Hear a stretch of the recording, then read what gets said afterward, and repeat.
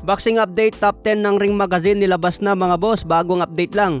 Number 1 si Alexandre Usyk, number 2 si Naoya Inoue at number 3 na si Shakur Stevenson. Number 4 si Jesse Bam Rodriguez, number 5 si Bivol, number 6 si Arthur Beterbiev, number 7 si Junto Nakatani, number 8 si David Benavides, number 9 si Devin Haney at number 10 si Oscar Collazo. Ginawang number 1 challenger na rin si Keyshawn Davis laban kay Stevenson para sa WBO belt. Ginawa agad number 1 si Keyshawn Davis sa 140 pounds. Matalik na magkaibigan itong si Keyshawn Davis at Shakur Stevenson. Paano na lang kung ipag-utos ng WBO na kailangan depensa ni Stevenson ang kanyang titulo? Kung ayaw ni Stevenson na labanan si Keyshawn Davis, pwede niyang ibakante ang WBO belt. Tinatarget na rin ni Stevenson na umakyat din sa 147 at labanan si Conor Benn. Kaya abangan natin ang next move ni Shakur Stevenson mga boss. Marami rin ang nagsasabi na maganda sana maglaban si Shakur Stevenson at Naoya Inoue, lalo na kung parehas sila ng division.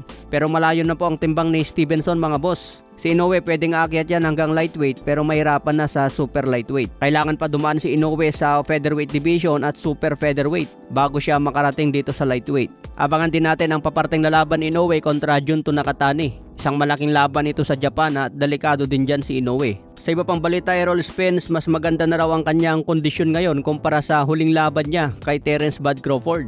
Mas komportable ng katawan ni Errol Spence sa 154 pounds kumpara dati sa 147. Kaya abangan ang muling pagbabalik ni Spence ngayong summer. Sa iba pang balita, Deontay Wilder nilinaw na hindi pa siya magre-retiro kahit matalo siya kay Derek Chisora ngayong April 4. Tuloy-tuloy pa rin daw na lumaban si Deontay Wilder hanggat kaya ng katawan niya. Dati malakas si Deontay Wilder pero matapos ang dalawang sunod kay Tyson Fury, biglang nalaos na si Wilder. Nagbago na rin ang laruan niya mga boss dahil natatalo na lang sa ibang contender. Sa iba pang balita, puspusan ng training ni Nonito Donaire mga boss. Pinag-aandaan si Rico Masuda para sa laban niya ngayong March 15. May kartada si Rico Masuda na 9 wins 8 KOs may isang talo. Matatandaan na ito ang tumalo kay Jonas Sultan via knockout sa round 1. Kahit konti pa lang ang experience ni Masuda, determinado siya na talunin si Nonito Donaire.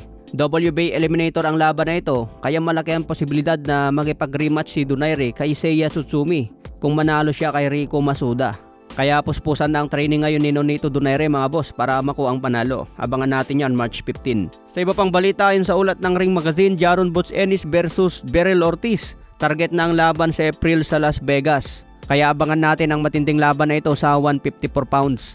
Matagal nang inaantay ang laban na ito mula pa sa welterweight division.